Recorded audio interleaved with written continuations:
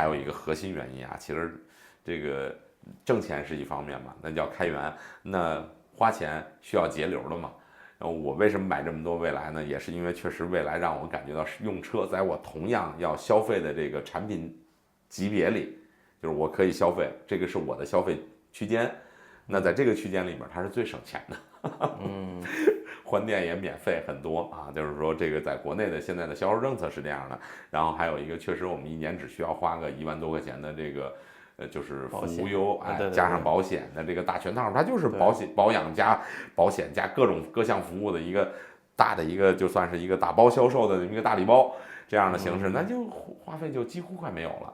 然后跟过去汽油车比，可能我要买一个5、60万的汽油车的话，我可能一年的保费7、8千，然后如果按我的行驶里程，差不多一年要开3万多公里啊，3万公里左右这么一个行驶里程。过去的汽油车可能如果要是日系啊。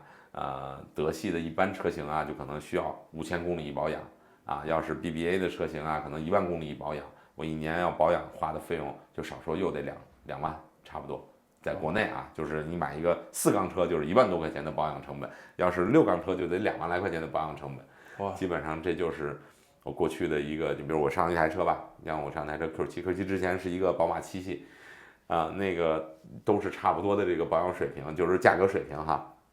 然后我那一台车一年保费保养，然后开3、4万公里，油钱加一块8万到10万，不算车辆贬值，只是车辆使用成本。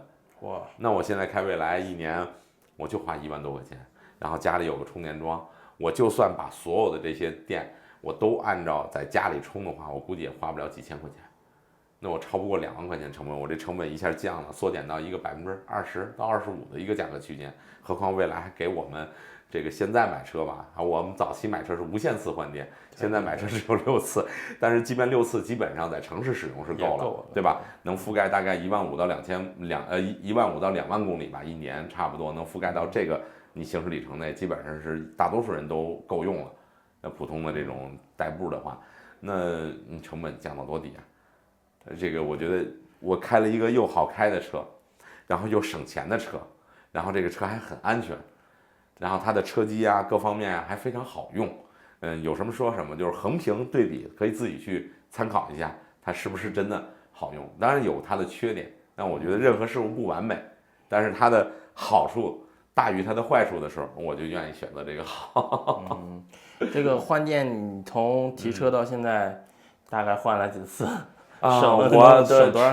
我的车，我自己那台主要开那台 ES8哈，刚才那个咱们刚才不是换吗？我那台车应该已经换了小400次了吧，300几十次了，300几十次啊！然后这个是我在我的这个账号上能体现的。你像家里人开我的车的时候，他们偶尔也去换电，那个换电的次数就不会统计在我的账号下，就会统计到他的账号下，所以加一块我估计可能是过400次的。包括我们对，你看我今年夏天是8月份的时候开着车去上大连玩一圈。那几路都是换电去，没有充电，没有去这种地方都是不需要的。你看，咱们从北京啊来说哈，就是辐射这一圈，京哈高速全程换电，京沪高速全程换电，然后京台现在有部分换电站，然后大广是有部分换电站，然后京港澳是全程换电，京昆是全程换电，然后那个京里好像有一个换电站，那个原老的京藏也有一部分换电站。然后往承德那方向去的那个大广，就是咱们说的京城啊，也有，基本上到承德是没有问题的。现在太水那边也有换电站，所以你看，基本上就是一多半的换电站是全程，一小半的高速是部分啊，大部分的高速都已经全程换电了。那我真的就是开车就四通八达了。这一圈我去哪儿都可以啊，去哪儿都可以啊，对啊，我经常去，你看我去山东开这车开了4次。去上海、江浙一带去了4次，然后去湖北啊，去四川啊，我都开着车去过。然后我还开着去过西藏，我还到过珠峰大本营。哇，就是开电动车去，而且开蔚来最踏实的一点就是说它服务好嘛。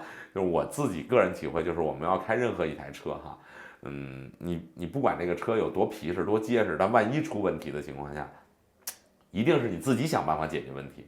你得找救援啊，找什么呀？反正你得自己想办法。蔚来不是，未来无论在哪儿，包括我们在西藏的路上，我们在米堆冰川的路上，然后就去在米堆冰川门口，我们的车友一台车轮胎之前它会有一个西藏有一个网红路段啊，就是它是一个漫水路，然后大家都跟那儿冲水，来回来去的冲水，然后当然那个路底下肯定是不是那么平整的啊，然后把轮胎给硌爆了，就硌了一个鼓包出来，那肯定就有危险了嘛。那我们正好下一站大概也就20公里吧，到那个米堆冰川，是我们要去参观的一个地方啊，一个景点儿，我们就把那个未来的那移动服务车就约到那儿去了。他会在暑假的时候，就每年暑期适合进藏旅游的时候，他会全线大概就是200公里，最多不超过300公里就会布一辆这个服务车，然后这个服务车就会在这个地方游走。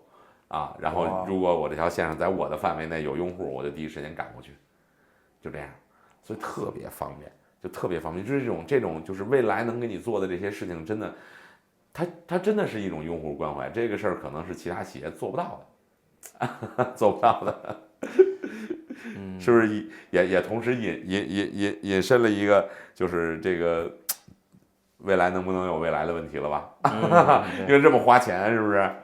是不是？那我们先聊一下，你觉得未来你开了这么多年了，还有你家里这么多台车，你觉得哪些是缺点？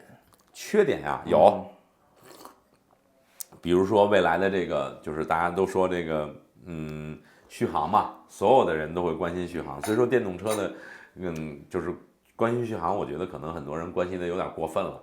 就是我为什么说过分了？就是我们像汽油车标定的那个厂家给的那个所谓的平均油耗，那个也是一个特别的环境下测出来的。那开汽油车，大家没有人特别去追求在意它跟那个多大差，那你也不要去跟电动车同样的标尺能不能去衡量它，就不要过于要求严苛了，因为这种就是说工信部啊也好，还是说厂家也好，反正每个国家可能都会有一个标准哈，就咱们有 NEDC 啊，什么 CLTC 啊，各种各样的欧洲的标准、美国的标准、中国的标准。OK， 那它都是一个相对条件下，几乎没有什么变量的情况下测量出来的一个数值。因为我们每个人在路上开，你当天遇到的天气不一样，对吧？然后你车上的这个。你我之间，我们每一个人之间的身体的这个体重差，它不一样，拉的东西多少，走的路况什么样，上坡下坡，各种各样的问题，它都会影响能耗，所以它不是一个绝对值，那就是个参考值。但是这个参考值，你说它不给吧，是不合理的。你说给到准确到什么程度，没法说。你像在未来的这个每个月，它不都有咱们那个续航那排行榜吗？那个排行榜上，那排前几名的。它都是远远低于厂家公布的这种电耗的，那大多数人是会超过它的，对吧？但是为什么人家能开得少啊？对不对？那为什么咱就开得多啊？其实我觉得还是每个人路况不一样。但这个吐槽点，我觉得又是槽点，又不是槽点。但是我认为的槽点在哪儿呢？槽点就是在于能不能早点造个更大的电池，对吧？然后还有就是，说实话，就是一个智能电动车，它现在还是属于起步阶段。我感觉它，目前吧，就是我们提车那会儿，18年就特别像13年，或者是09、08年，我记得应该是08、09年 ，iPhone 是第一代的产品嘛。然后10年、11年、12年的时候的安卓，就是最早一期安卓，就是那会儿那种感觉。然后现在就有点类似于大概15、16年的安卓水平吧，然后12年、13年左右的苹果的那个水平吧，就是它的系统确实不完善，然后确实会偶尔的犯各种各样的 bug，包括我的车现在4年下来了，偶尔会犯一个什么 bug 呢？比如我把车门打开，时间很长，我也没开车走，车上也没有坐人，然后这个时候它里边的那些阅读灯，不是一直亮着吗？好，我上车，挂档走车，它就不会自动熄灭了，它就是一个 bug。然后反馈了多少回，然后他们就说他可能触发了什么什么，然后说是因为这个阅读灯它应该是关联挂档，关联什么，但是呢，这种逻辑上来讲呢，又因为长时间开启，然后又要让它保持，就是默认你是需要它开启，然后它就会长时间开启，就不亮就不灭了。但是这两个之间的这种关联，到底谁在前谁在后？然后有的人是需要我关上门，但是我并不希望灯灭呀，什么的等等的这种各种各样的这种关联复杂度，就导致它这个软件到底怎么写合理，到底怎么定这个逻辑合适，这个就有点不好说。然后最后他们也是没有一个特别好的解决问题的办法，到现在还有这个 bug， 这就是 bug。我觉得它就是个 bug， 你别跟我说任何问题，你跟我说那一大堆，我可以理解你，但是我认为它依然是个 bug， 对不对？它应该挂档就灭嘛，对吧？我要走车就灭嘛，但是这种事儿吧，可是你说它影响你什么吗？其实也不影响，就是我手碰一下就关了，或者我喊闹米给我关了灯就完了。这种类型的 bug 也是挺多的。然后还有就是车吧，我觉得客观说吧，我可能比较幸运，我的车确实没有遇到过特别严重的问题。当然，我也听说过有一些车友在就硬件上也遇到问题。那这些东西你说吐槽嘛？我觉得传统车企也有不少，只能说我们可能过去的传统车企它存活的时代和它自己就是说所有的车主之间的那种粘性度，就车主们之间的那种联系的密集度，它没有那么高，所以你的车坏了，我的车坏了，我们互相都不知道对吧？我觉得它的其实出故障率可能也不是说很小，对吧？但是问题说回来就是还是怎么给你解决吧。我觉得就是好就是好，不好就是不好。车有没有问题？有问题，它就是有问题，它确实有它的问题，然后包括设计上的问题。你像举例子哈，你比如说我今天新提的那台 ET7，它那个座椅设计的，我觉得就特别不合理。你比如说它就是为了追求一个这种极简约的，然后又有一点新潮的这种设计风格，它就放弃了我们过去老式座椅上那种就是比较板正的那种一块一块的皮子。然后我们过去的车的座椅，比如它下边可能会分3个区域、5个区域、多少个区域，然后把那皮子长的、竖的，然后都给你分开去摆放。然后填充的又都很饱满，这样呢皮子就很挺实。然后它 ET7 呢，它这个座椅呢就设计的咱们说就是北欧那种简约风嘛，它就很光面，然后皮子都是一大块一大块的。然后这个时候这个皮子的问题就出来了，就是因为它是真皮，它的弹性和回弹性它就在那儿摆着，它肯定会有就是像我们比如说皮具都会有一些皱纹的这种问题嘛，那它就会存在，就会更明显。就会更明显。然后比如说我一大块皮子，然后正常往下人一坐，就把这个坐垫底下就给做下一个坑。那你人起来的时候，这块皮子它不能很好的回弹，那就变成一个包，它就鼓起来了。那你说它算毛病吗？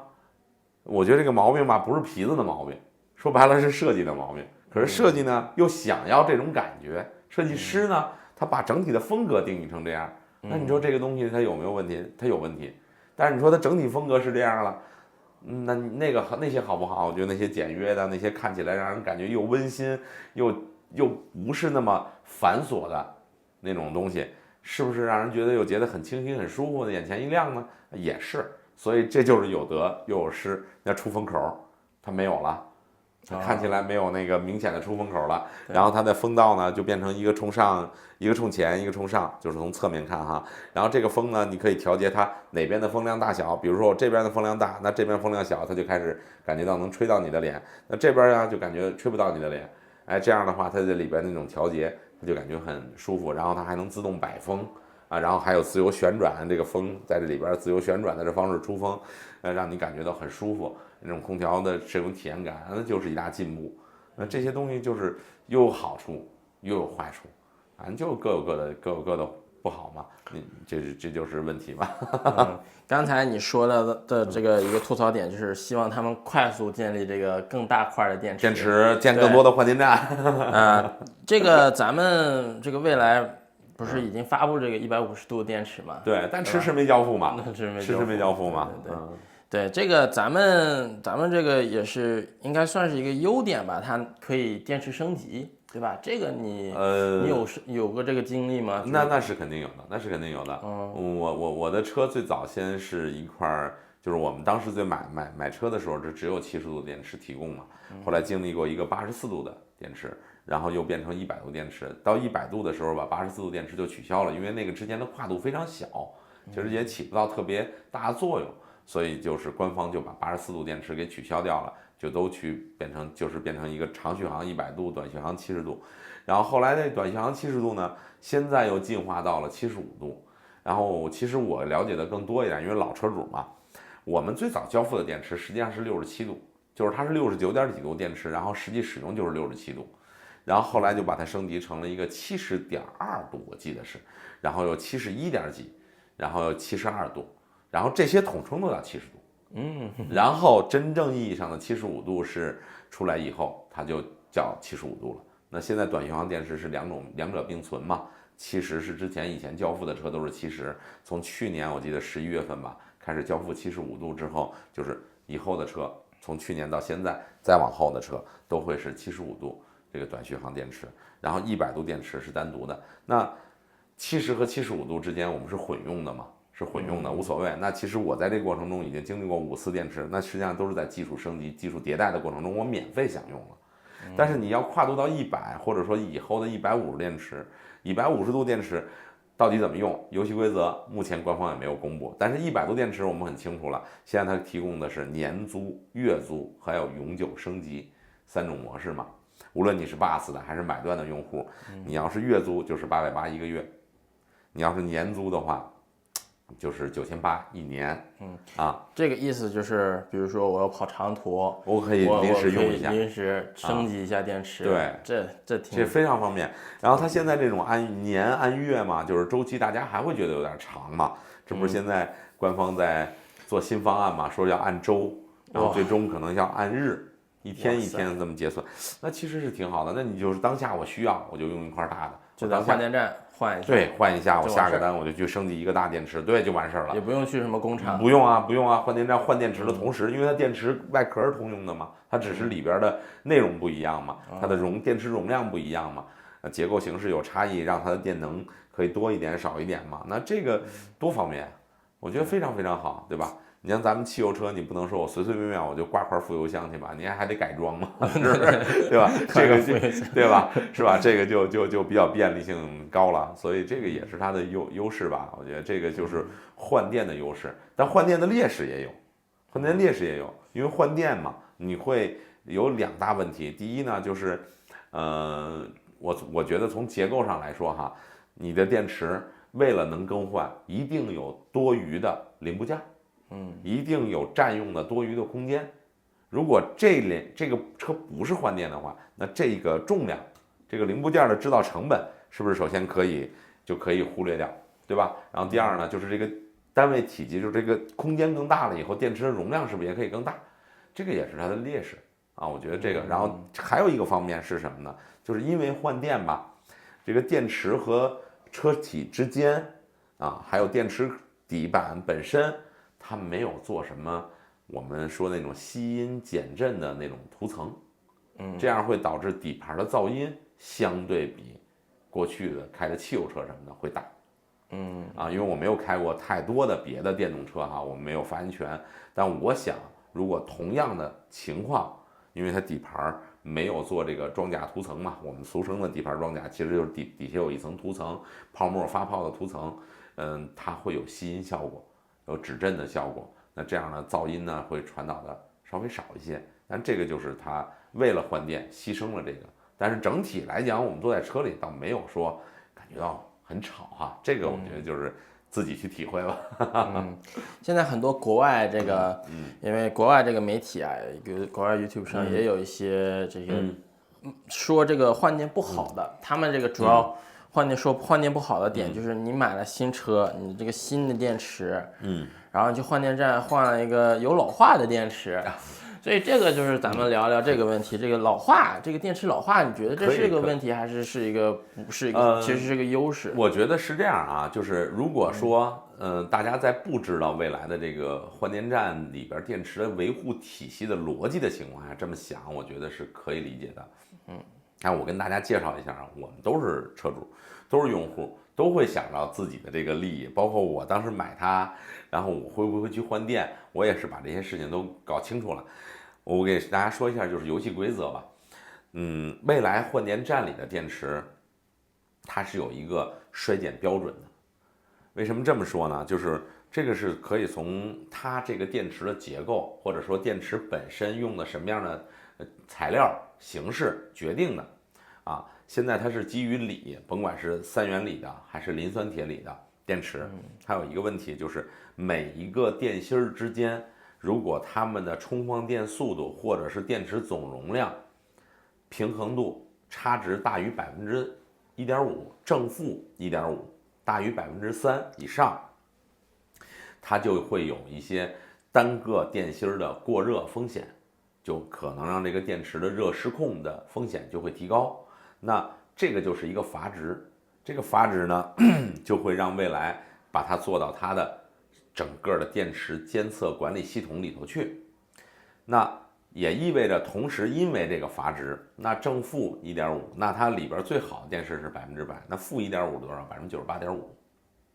那也就是理论值衰减超过98.5%的那个电芯儿，它就要进行维护。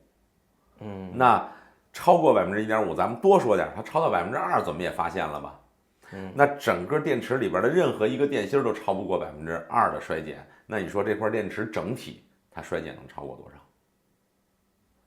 少？里边是若干个电芯，好几十块电芯，那几乎就是没衰减。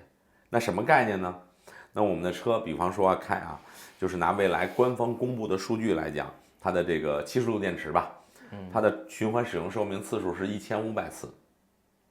我们都知道这个锂电池的这个循环使用寿命次数，不是说你用1度充1度电，就充一次放一次就叫一次，它是这块电池的总容量用满，然后再充足了，再给它充满了，然后给它放光了，这是一次。不管你中间过程分了几次用的，分了几次充的，对吧？充电和放电量达到总电量叫一次。那70乘以1500，就105000度电。咱们俩都是蔚来车主，我那个老的创始版的 ES8那是最费电的车，100公里至少25度电，就是冬天夏天平均下来哈。你的那个 EC6应该也就没有那么17吧，17、8度吧。对，咱们就说拿蔚来所有的车总平均用电量20度电，我觉得大差不差啊，大差不差，因为创始版只有1万台，我们现在有25万个用户，对吧？啊，所以大差不差的话，就是20度电这么一个总平均值来讲，你想105000度电什么概念？50万公里，它会衰减20%以下。那如果我们按那个刚才说的那个1.5%来算，你50万公里20%是倒除啊，我觉得也就3万公里、4万公里之内，你的电池有可能比换电站里的好。超过这个里程数，你的电池有大概率没有换电站里边的电池健康。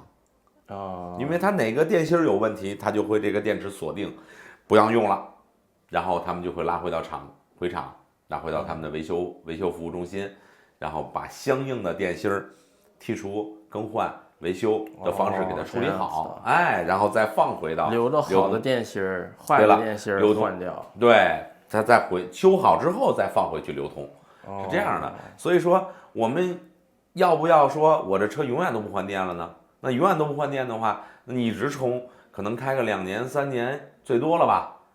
因为3、4万公里嘛，我觉得大多数人一年最起码也开个1万公里吧，就是普遍啊，咱不能说有些人可能10年那个车都没开几千公里，咱那是极个别现象啊，就是拿它当个家用的、当个代步工具的普通的人，一年平均1、2万公里，这是很正常的，2万公里是一个绝对平均值。那你就真的就是2万公里的话，就是1年半到2年嘛。大家平均来说，对吧？你可能在这之内比换电站的好，比你换到的电池好，但是在这之外，以后那一定没有它好。那你再想想，那我在这之间，我这几万公里内，我所有的电，我自己花钱充啊，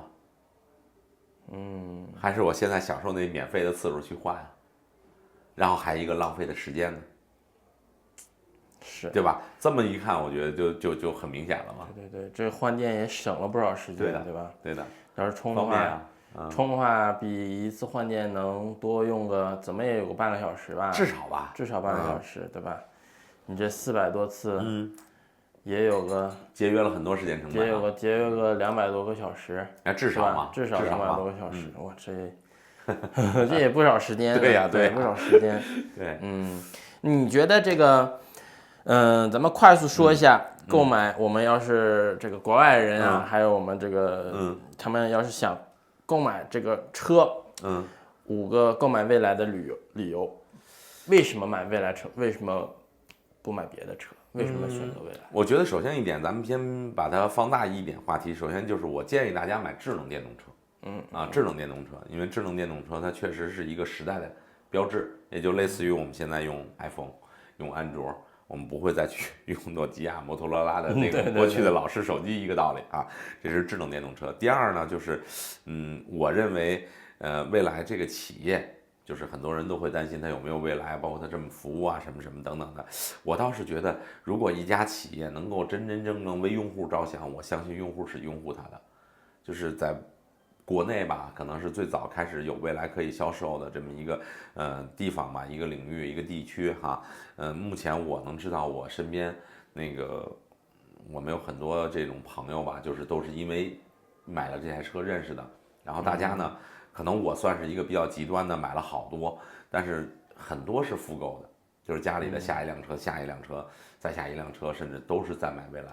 就是蔚来，我觉得是这样，就是它的圈粉能力非常强，它的复购率达到70%几，哇啊，你看看，就是这么一个概念，就是非常非常夸张。然后还有它的推荐率，就是老车主去推荐朋友去买车，那基本上就接近90%。你说这是一个多么可怕的数字？就是为什么他的用户全都会觉得它好？那如果他的用户全都觉得它好的话，它这个产品首先来讲是让大多数人能认可的。所以你说从这个车本身到底是不是让我给你说一个推荐的理由？我觉得那这就是一个最核心的理由了吧？因为它已经数据摆在这儿了，这是在国内，然后在。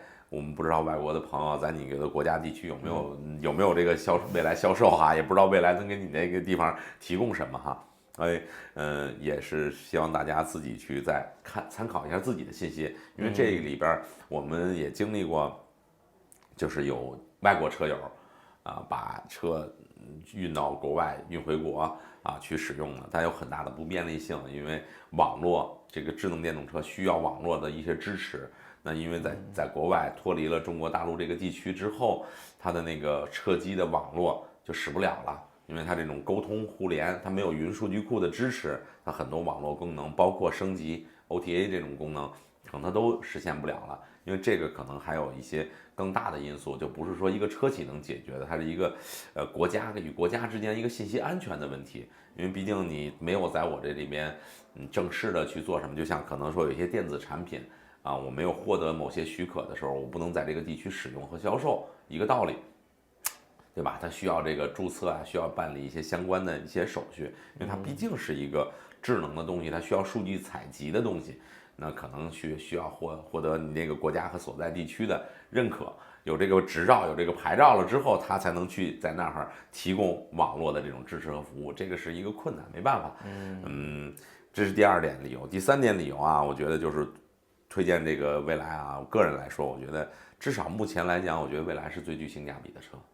为什么这么说呢？在国内我了解了一下呢，就是我17年买的那台 Q7吧，当时我买的那台 Q7呢，就是海关的关单上面写着这辆车在慕尼黑工厂出厂的价格，折合28万多人民币。但是蔚来的 ES6的运动版车型，我知道的。BOM 成本就是工业生产成本，还不是厂家出产，人不含税呢，就是28万多。哦，那你说它良心不良心？为什么它会这么贵？你是中国，大家都知道，全世界都知道中国是世界工厂，中国生产力成本是最低的，不是劳动力啊，是生产力的综合成本，对吧？我们所有的这些电子化的产品啊，用这种高智能的这种生产线生产出来的东西，我们中国我觉得是属于把成本压缩的非常非常可怕的这种程度了。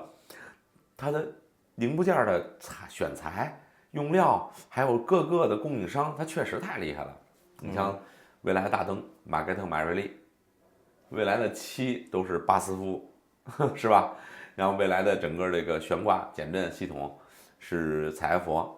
它的整个就是这个减震筒的结构，这款零件吧，跟揽胜是一款。那揽胜卖多少钱？路虎揽胜，对吧？Land Rover 它是什么价格？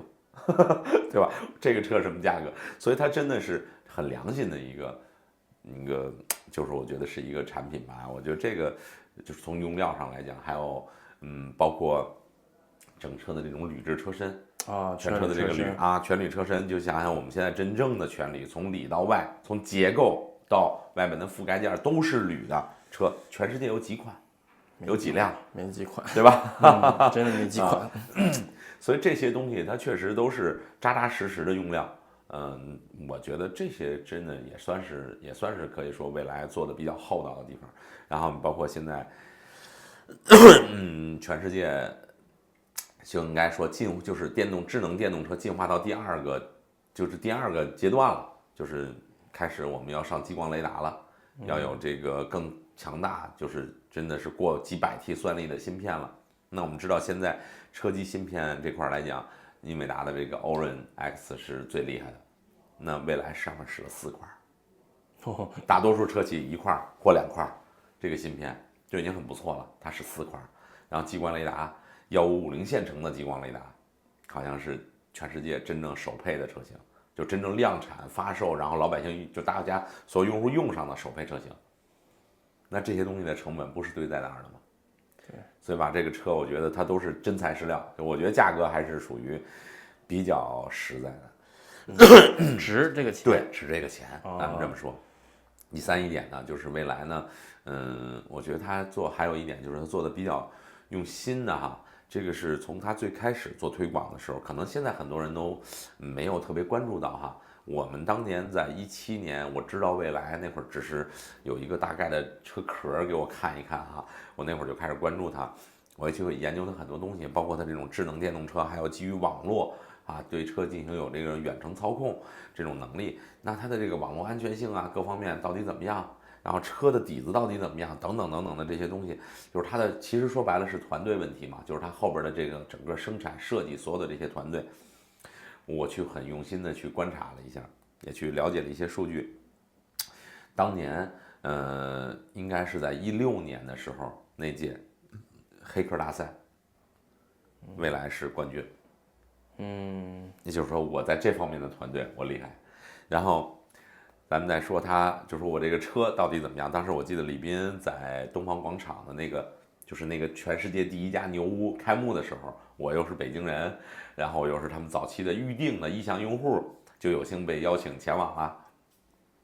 当时那个李斌他本人在这个开幕的时候就跟大家说，我们这个企业要做什么？说我们要做一个100年车企，我们要做一个很厉害的企业，我们希望大家能够陪伴我们一起成长。就说我们心目当中的豪华的汽车品牌。就好的这种汽车品牌是一个什么定义？咱们从几个点上说，我觉得他说的很在理，这是他说的哈，我觉得很在理。第一就是你有没有拿过世界冠军？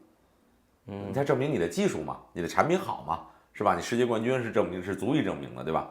就像F1，对吧？然后勒芒这种比赛拿世界冠军，不就是为了证明这个吗？对吧？